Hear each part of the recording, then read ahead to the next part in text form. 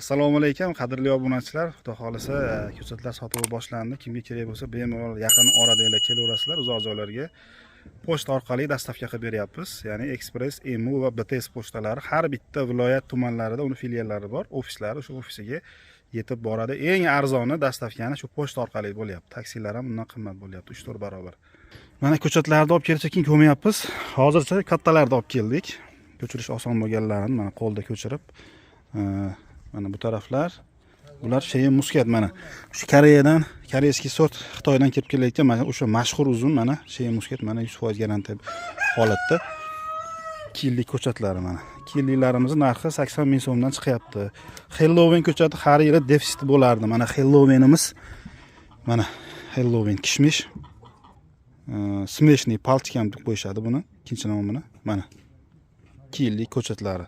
Shoshilinglar, bu ham cheklangan, juda ham kam. Bunaqa saralanganlari faqatgina hozir bor desam ham bo'ladi. Mana bu taraf avatarimizni 2 yilligi, mana 2 yillik avatarlarimiz. Qaranglar, e'tibor berib, har bittasini alohida ko'mib qo'ydik, chunki havo hozir sal issiqroq. Shuning uchun ko'chat urinmasligi uchun mana har bittasiga alohida qarov qilib ko'mdik.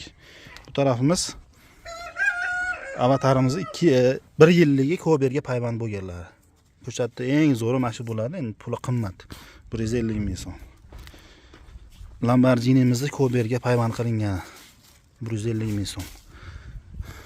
Mana bularimiz yangilik bo'lib keldi. Bularimiz Maya sertsa, mana mening yuragim deydi. Yurakka o'xshagan uzun bo'ladi, mana to'qilanadi yoki kamroq meva qo'yiladi, doni shunaqa yirik bo'lib ketadi Maya sertsa mana. Bu ham 2 yillik. 2 yilliklarimizni mana ko'pchiligi, hammasi deyarli Sug'diyoniga payvand bo'lgan, payvand qilingan, may oyida ko'k payvand qilingan. Undan keyin mana o'stirilgan 1,5-2 metrgacha chiqadi. Mana Lamborghinimiz. Kober gulangani bor 150lik. Sug'diyoni gulangani bor.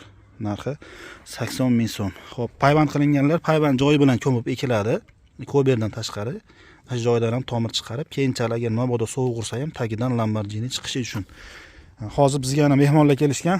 Andijondan juda ham kamyob keladigan mehmonlardan bittasi tog'amlar kelishdi. Bular bilan ancha gaplashdik. Nimaga kamyob debman? Ancha narsani o'zlari tushunar ekanlar, ishqiboz ekanlar uzunga. Hozir zo'r narsani aytdingiz-a, tog'a? Nimani aytdingiz?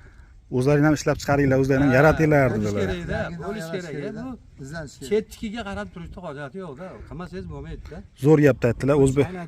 O'zbekistonni ham o'zini masalan chorvachiligida go'shtdor, sutdor zoti bo'lishi kerak, uzumchilikda ham o'zini sorti bo'lib, yangi sort yaratish kerak. Hamma narsada qishloq xo'jaligi, oziq-ovqatda, o'simlik sohasida yaratish kerak deb aytdilar. To'g'ri aytdilar, chunki urug'chiligiga biz qaram bo'lib qoldik. Xitoydan va Turkiyadan kelib kelayotgan urug'lar asosan. Urug'chiligimiz butun chetga bog'langan. Bu narsa o'ta xavfli hisoblanadi. Tagini olib qarasa, chunki ular urug' bermasa biz hosil ola olmaydigan darajaga kelib qoldik. Chunki ular berayotgan urug'dan chiqqan urug'ni olib keyingi yil eksangiz hosil bermaydi. Bu narsa o'zgartirilgan keyin. Faqat bir marta hosil berish uchun chiqariladi bu urug'lar. O'shaning uchun bu narsani rivojlantirish kerak.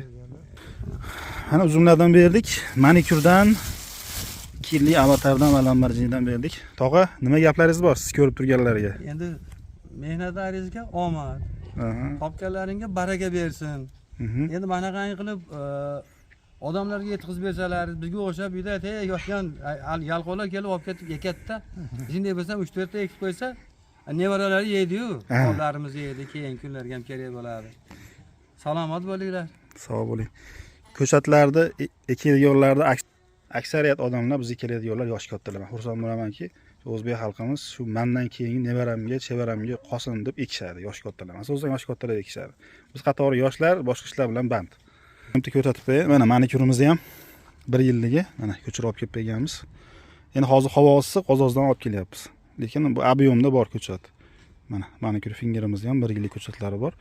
2 yilligimiz ham bor edi, 2 yilligimiz qolmadi. Bitta akamizga kerak ekan, zakaz qilib qoldilar, shuning uchun berib yubordik. Kimga kerak bo'lsa mana kelaverasizlar.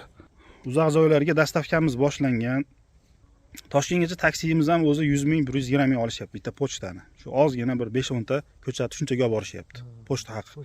Lekin haligi ekspress pochtalardan jo'natsak, ofisga olib borib topshiramiz, yaxshilab o'rab, namlab. O'zbekiston bo'yicha 2 kunda yetkazadi, to Nukusgacha. Vodiy bo'yicha Toshkent, Sirdaryoga 1 kunda yetib boryapti. 30 ming, 40 ming yetib boryapti. 1 kilosiga 1 kilogacha bo'lgan yuklariga 35 ming 40 minggacha pul olar ekan, joyiga qarab. Xorazmlarga masalan 40 ming.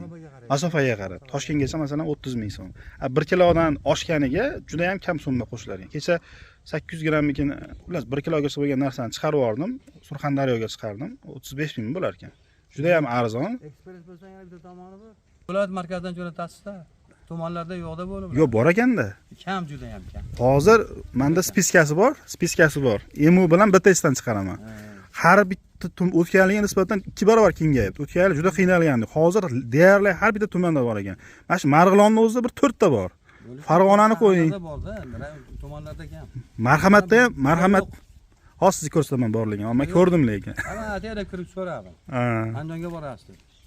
Yo'q, men sizga hozir ko'rsataman.